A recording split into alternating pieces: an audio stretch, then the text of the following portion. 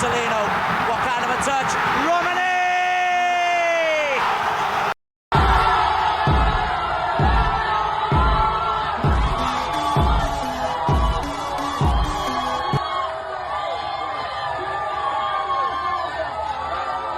Akhirnya kita menang. Kembali kemenangan datang ke timnas kita dan tepat di depan pendukung kita di GBK.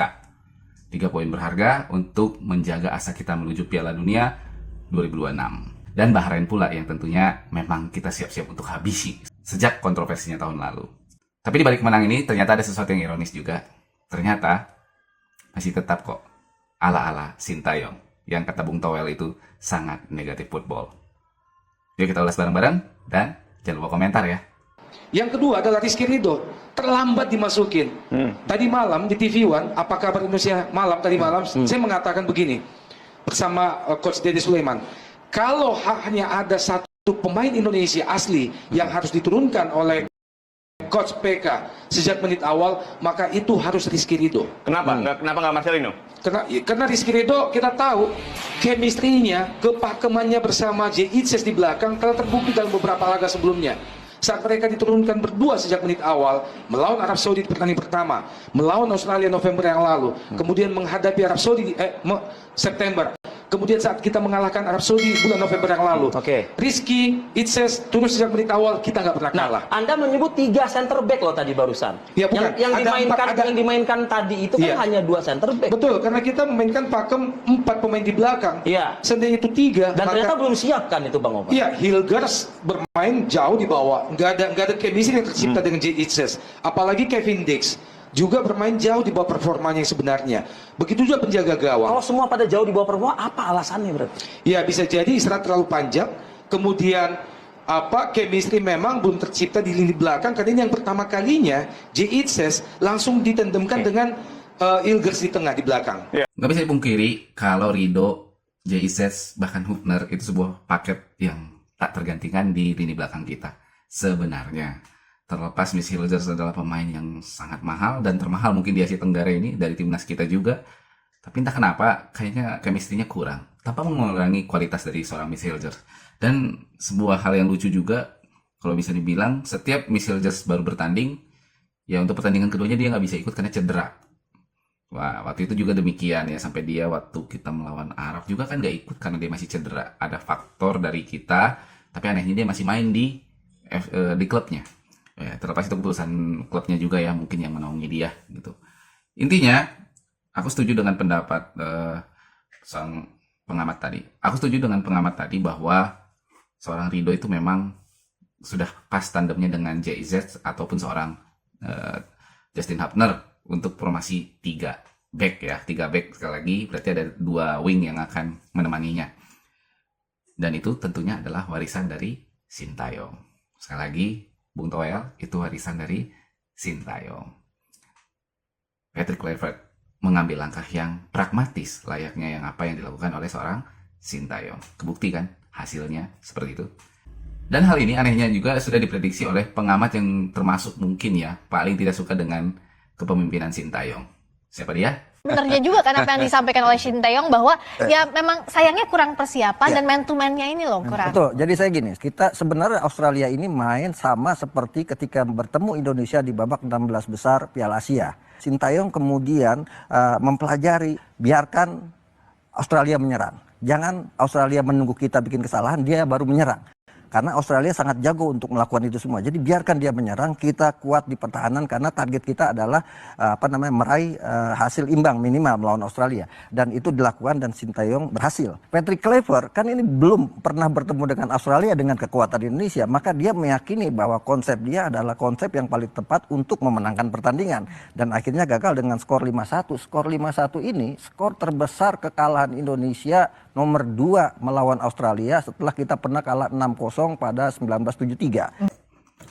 Oke, Bung Akmal akhirnya mengakui bahwa apa yang dilakukan Sintayong adalah tepat. Dan Patrick Kluivert, ya karena pertandingan perdananya juga katanya dia juga mungkin kurang pengalaman untuk menghadapi Australia. Tapi kan sudah bisa lihat lah dengan zaman teknologi kayak gini, kenapa seorang Sintayong berani melakukan pertahanan gila-gilaan waktu di GBK, karena dia pernah dibantai di Qatar gitu loh. Dan seharusnya seorang Patrick Kluivert juga belajar dari apa yang dilakukan Sintayong. Terlepas sudah punya banyak materi yang lebih baik ya, mungkin. Tapi hasilnya kita lihat zonk juga kan. Dan tadi malam, waktu dia melawan Bahrain, itu mirip banget taktiknya seperti Sintayong juga waktu melawat ke Bahrain. Waktu kita melawan Arab, bahkan kita melawan Arab di GBK, sama persis mirip demikian. Ya, sekali lagi, apa yang dilakukan oleh seorang Patrick Kluivert, tentunya saya pikir ini juga sebuah keputusan Patrick Kluivert dan tim kepelatihan tanpa harus di bawah bayang-bayang Sintayong. Mereka juga berpikiran mungkin pragmatis, dan apa yang dilakukan Sintayong itu jauh lebih bijaksana untuk timnas kita yang sekarang. Walaupun 18 pemain diaspora kita itu sebagian besar itu lahir di Belanda, punya kebudayaan Belanda dan juga kebiasaan bermain ala-ala di Belanda semuanya. Tapi kita lihat mereka itu adalah pemain-pemain yang bisa dibilang ya grade-nya mungkin masih grade A tanda petik untuk timnas kita, tapi bukan untuk timnas Belandanya kan, sehingga mereka juga nggak dipanggil gitu loh. Jadi kalau untuk mencoba ala-ala total football tentunya passingnya, kemampuan membaca permainannya, konsentrasinya, ya banyak hal itu tuh ya jujur saja tim kita ini belum sampai pada tahap sana, ditambah memang masih pada usia muda juga kebanyakan gitu loh. Nah, apa yang dilakukan Sintayong itu sangat tepat. Jadi aku setuju dengan apa yang dilakukan Patrick Kluivert dan tim sekarang, dan kita tunggu tinggal melawan Cina, jangan sampai blunder lah. Kita pikir 3 poin ini bisa kita lakukan dengan maksimal nantinya. Realistis saja, mungkin peringkat 3 sama 4 itu masih bisa kita tangani, walaupun nanti ujung-ujungnya kita akan bertemu dengan musuh bebuyutan seperti Irak. Ini yang paling aku khawatirkan kalau sudah ketemu sama negara satu ini. 네, 신태용입니다. 오늘 우리 인도네시아 대표팀이 바레인하고 경기하는데요.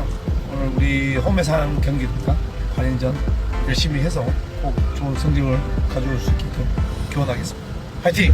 Dan dari ini semua tentunya yang paling mengharukan adalah seorang Sintayong yang tetap setia bersama kita, ya, bersama timnas kita. Sejak melawan Australia kita lihat bagaimana ekspresi dia, kesedihan dia ketika timnas kita kalah, dan dia begitu apresiasi ketika Romania mencetak gol. Kemudian ketika seorang Wali Romania mencetak gol lagi ketika melawan Bahrain, nah itu ekspresinya luar biasa sekali. Artinya beliau masih sangat sayang sama kita, sayang sama timnas kita. Sampai sekarang mungkin dia belum bisa move on dengan timnas kita. Luar biasa sekali dia bersama Iwan Bule maupun seorang komentator kita kenal yaitu seorang Valentino Simanjuntak, yang tentunya kita tahulah mereka ini orang-orang seperti apa sebelumnya, dan yang aku pikir yang masih pandangannya masih netral, yang masih tetap untuk kemajuan timnas kita, ya salah satu pengamat yang saya kenal itu adalah Valentino maupun juga Pangeran Siahaan, dan mungkin ada lagi yang beberapa yang lain seperti Bung Binder. Nah, untuk yang lain ini jujur saja komentar-komentatornya sudah mulai tidak dipercaya. Aku akan ulas video untuk Bung Toel, Coach Justin maupun Bung Akmal di video yang lain ya. Yang jelas kali ini kita rayakan dulu kemenangan ini, dan tentunya juga tanpa mengurangi rasa hormat kita kepada pelatih sebelumnya juga. Seorang Sintayong juga punya kontribusi di sini, membesarkan seorang pemberi asis yang bernama Marcelino, yang jujur saja kemarin malam itu ya peluangnya sangat baik sekali, tapi dia gagal. Ya namanya itu permainan sepak bola. Tapi kita nggak pernah lupa juga dengan asisnya yang keren itu terhadap oleh Romeni. Ya itu aja video kali ini. Mari kita nikmati kemenangan ini, sambut terus kebaikan untuk timnas kita, dan tetap awasi terus. Kita harus tetap dukung timnas kita, awasi, dan paling nggak PSSI kalau memang di track yang benar, pastinya kita akan selalu dukung, jauh dari mafia-mafia kurang ajar itu semua. Kita harus jaga dari komentar-komentator jahat itu juga. Mari terus tetap jaga timnas kita ini. Itu aja video kali ini, dan jangan lupa komentar ya.